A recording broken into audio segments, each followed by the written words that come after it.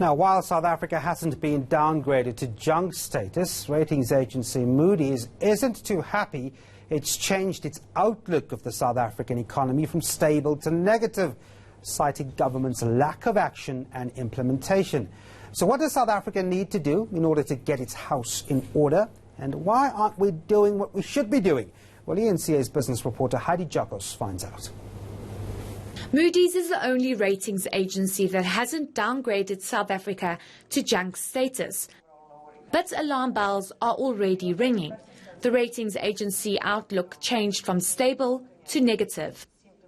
With South Africa threading on thin ice, what could we do to improve on this? Well, according to Moody's, the 2020 budget must show serious commitment to concrete policies to deal with the rising debt and budget deficit, stabilizing debt ratios over the medium term, and another factor the government must look at is improving tax compliance by lifting potential growth. Moody cited power utility Eskom as the country's biggest risk, but the man in charge of SOEs seems to disagree. He believes a turnaround is possible if we all work together.